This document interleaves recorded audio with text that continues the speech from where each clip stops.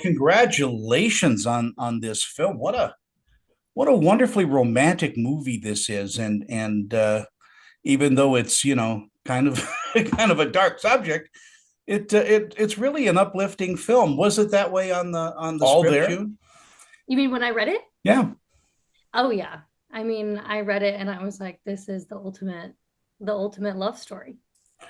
Was there a chemistry test between you two, Andrew? No, what's funny is me and June actually knew each other before we started shooting. So we were both attached from the beginning. I wrote the script and I knew that I wanted to work with June. We went to the same acting studio, shout out the Baron Brown studio in Santa Monica. And we weren't even in the same class actually, but we just became friends around the studio. June was the star pupil of the studio. She was the talk of the studio. I was like, I got to work with this girl. She's the best actress here. So when I started writing the script, I always from the jump had June in mind to play Rose. And so, yes, to answer your question, yes. So I think that we didn't need a chemistry test, but I think that definitely helped. We did a Meisner program at the studio. We were never in the same Meisner program, but we did audition technique classes together and stuff. So we had a little bit of the chemistry down already, which We was had a huge chemistry in help. the hallway. What did Yes, you say, definitely. June? We had chemistry in the hallways. There you go. And that's all you need is just a little chemistry, but it shows through the movie. From the moment that you guys kind of get together, and the story is so wonderfully optimistic. Andrew, I mean, you wrote it. Are you deep down an optimistic person? I would say not. Maybe that's why I wanted to write something. I guess I might be usually more of a glass half empty guy than a glass half full guy. But I thought that, I love end of the world fiction, and so I was always interested in making an end of the world movie. I think it's just a fascinating lens to explore things through. But obviously, we wanted to put somewhat of a unique spin on ours. And in my opinion, what makes our movie unique within the genre is every end of the world movie is always, in my opinion, very backwards facing. And I love many of them. It's like, for example, I always bring up The Road as an example. I love The Road. It's an incredible film, but it's always a middle aged guy and his son, or it's Seeking a Friend for the End of the World, which I love as well. But it's a middle aged guy looking back on his life's regrets. Oh, I wish I told my high school sweetheart I loved her. Oh, I wish I did Yeah. this or that. And in my view, there had never really been a forward facing end of the world movie. So that's what I think makes ours unique and what we wanted to do and why it has that youthful optimism is because I wanted to say, oh, what if instead of somebody looking back on their life's regrets, what if it's two young kids who are about to be robbed of their whole futures and are, thinking about the things that they're never going to have gotten to do, not things about they did or didn't do in the past. And so through that, I wanted it to be these two young kids who try to have one last hedonistic explosion of fun. It's like we accept that the end is coming and we want to try to have as great of a last week as we possibly can. And so that's why I think there's that, like you alluded to, that youthful optimism that shines through. And the whole movie is supposed to be kind of the balancing of that youthful optimism with the very dark, bleak death and despair moments that you also referenced. Uh, June, what about Rose do you love? I love Rose's ability to feel so deeply and in so many different directions. And um, I remember when I first read the script and I was like, how am I going to track this? Because she seems to be so excited and happy to do this one thing, and then suddenly she's really upset and worried about what's going to happen or wants to see her grandma. She seemingly made these like huge emotional turns that I was logically trying to understand. But it was that moment when I realized that this character was not going to be one that took a logical part of my brain, but actually it had to be all my heart. And so that's when I realized that I was like, oh, this is an incredible opportunity to turn my brain off and to allow my emotional experience to fully respond to whatever is presently in front of me. And that's what I loved about Rose. I just felt she was almost like childlike in a way in her ability to kind of pivot and make big turns and respond freely to everything that was outside of her. Is she a lot like you? Well, that's what I kind of learned during filming is I was like, wait, oh, now I see why you wanted me to do this role. Like maybe I'm so much more like this than I realized.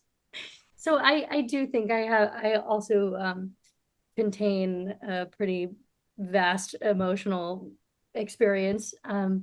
So it was pretty fun to see that reflected back to me through the character during the filmmaking process and since. Andrew, in writing something like this, and then seeing, somebody like June, telling you your lines that you've written, that's got to be a high of some sort. Yeah, it was, surreal. I had acted in a lot of things before, but this was my first time ever acting in something that I had written. So it was obviously a unique experience. I tried, June may have a difference of opinion. I tried to, in my view, be as, less as little precious about the lines, as possible. I would always tell her, like, please feel free to, reword this if you feel like you wouldn't say this. And she definitely let me know on a few occasions. I think that I did a decent job of that. But yeah, it was pretty surreal. And I was just so impressed by June. I obviously knew that she was an incredible actress, but I was still blown away. Just circling back to the chemistry thing and why it maybe helped, like, I think what was most impressive was, we shot the essentially the emotional climax of the movie, which is the big, like, courtyard scene outside her grandmother's house in the film. We shot that on our first day. Wow. And so June was going in cold. I had obviously been living with the material for the last, like, couple of years. As I wrote it, it was a very slow process. June, was kind of coming in cold, and on our very first day, absolutely crushed the whole, like, emotional climax of the movie. And so I was like, wow, she's really good.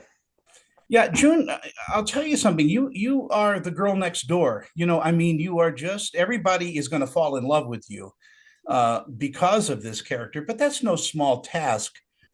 Is it hard to, keep that kind of emotion up? Sometimes, yes, it is very hard. And other times it's really easy. And I think it's just about being really connected to yourself and your instrument and knowing what it is you need day to day and moment to moment, and then asking for it. If you need a moment Hmm. or you need to step away from the set to gather yourself and come back, I've really learned as I've matured as an actor to ask for those things. And other times it's about really trusting your director or really trusting Andrew, my co-star, of like, there were so many times where I was full of self-doubt and he'd be like, you have got this, like you can do it. And it's like those little moments of encouragement or again, like reflection, and be so invigorating and stabilizing and kind of like get you back into the present moment. And then also, I always just try to think that it's not about me, it's about the character and it's about the story. And it's about everybody else making the movie, the crew Yeah. included. I mean, or even especially. So there were so many times when I would be tired, but I would do it for the story, the character, the crew, and for Andrew, who had written such a beautiful piece. And all of those things I think are really what keep the artistry and the energy alive when it is difficult. Yeah, that's a beautiful statement. And Andrew, your co-stars are just amazing. I mean, of course, June, but you've also got, some pretty heavy people in this. Talk to me about working with Dylan and Lauren. Just Dermot, Dermot. I everyone. mean, Dylan McDermott Mulrooney, and it's just they're It is interchangeable, crazy I how that think, always happens. It's insane. at this point. It's like, Uh, but what a fantastic actor he is, and I bet oh my God. for you guys, just watching him has got to add stuff to your actor's toolkit. Oh, 1000%.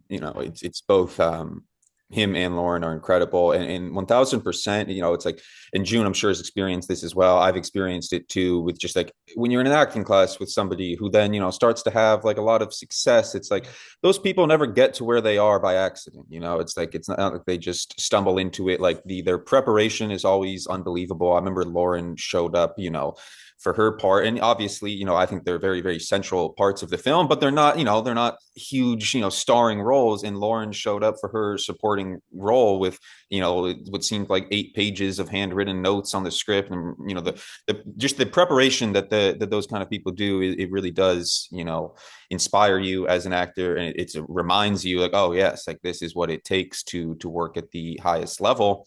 And I think they're both incredible in the movie, and I hope that fans of their respective works will really enjoy it, because I think, I don't mean to speak for them, but I think that these parts are both a lot different than the other kind of work that they've done recently. Lauren, like, they both have incredible range, and Lauren has mostly been known recently for, these badass tough chick roles like on The Walking Dead, and in this movie she's very soft and tender and vulnerable. So I feel like fans of her work on The Walking Dead will really enjoy seeing this side of her. And then likewise for Dermot. Dermot obviously has had a many decades long career. He's played all types of characters, but I think this one, the kind of vagrant drifter or whatever you want to call him, I think it's a lot different than a lot of the other work that he's done, and people will enjoy seeing him in this new light. Because Dermot, he's got such a pretty face. He's oftentimes he's the leading man or the charming dad, and so seeing him with the dirt all over his face and in this raggedy suit, I think people will enjoy seeing that side of him. Yeah, he seems to carry a lot of wisdom with him too, and I known both of them for a little bit, and he is always willing to share that knowledge. Did you find that true, June? Yeah, I would say the thing that blew me away the most about working with both of them was how they behaved on set, and just like the kindness and the consideration and the attention that they gave to everybody present, not just Andrew and I and the director and the DP, but the whole crew. It really felt like, yeah, they got to where they are because of their talent and their preparation, their professionalism, but also because they're amazing people to work with that people want to keep working with again and again. Before I go, I want to tell you two things. One is your score is amazing, and I think it should be released on its own, because it is so beautifully melodic and underscores the scenes just perfectly. So Andrew, whoever did the score, can I plug him real quick? Yeah, please. Oh my God, I'm so glad that you said that, because the score is my favorite part of the movie too. I know our director Andrew Johnson and me, it was our favorite part of the post-production process, and I cannot shout him out enough. Cameron Evans, he is an incredibly talented composer. He's mostly a musician. He makes music. He can play any instrument in the book. He's one of those prodigies. On this movie, he plays the keys, the guitar, the flute, the drums, everything. And believe it or not, this is the first feature film that he has ever composed. We plucked him fresh out of jazz school. He was very young, very very hungry, and I cannot strongly recommend him enough if anybody is in need of a composer, and I hope to be able to work with him again soon. Yeah, he is brilliant. June, in our final moments that we kind of have, what do you think audiences are going to take away from watching the film? I hope that they take away this question of what do I do at the present moment, and how do I enhance it to the best that I can, to the best of my abilities. Because Rose and Michael, they're stripped of their future. They try so hard to revisit their past, but it ends up being either impossible with what happens. I won't give any spoilers, but or too painful to revisit. And so then the two of them are left with this question of, what do we do with this present moment? Is it possible for us to accept exactly what's happening, exactly as it is, exactly as who we each are, and accept one another and thus ourselves? And I think that's a question that we all have to deal with every single day, whether or not the world is ending. And so I hope that that's kind of what people ask themselves. Like, what would I do today? What are the dreams that are left fulfilled? And how do I also surrender to what's going on and make the most of it at the same time? I think that's a beautiful statement. Andrew, I'm going to give you the last word. What do you think audiences will take away? It's a good question. Yeah, I think June, a lot of what she said, I would echo that sentiment. Yeah, it's to me, I don't want to give too much away, but I also think that a lot of the sentiments that Dermot's character expresses in the film, for anybody who is able to check it out, I think are kind of the main ethos of the film, and I hope what people will take away from it. And just like June said, it's life in a nutshell, in the sense that it's a balance of the good and the bad, and you can't control the bad. All that you can control is how you choose to live in the face of that bad. And I think that's kind of the ethos of the movie, is these two young kids who are like, you know what, we are just going to make the best of it. And I think that there's a lot of, wisdom you could take away from that for your day-to-day life. Yeah, and learning how to live is very important. And it's very important that I got to talk with you both. I mean, wow, what a great movie. But thank you guys so much. And I'm looking forward to hearing what the audience's response was, because mine was, wow, Me Oh, this too. is such a fun film. Thank you thank And so you, much. It means a Tony. lot. thank you, kids. Have a Thank great day. you.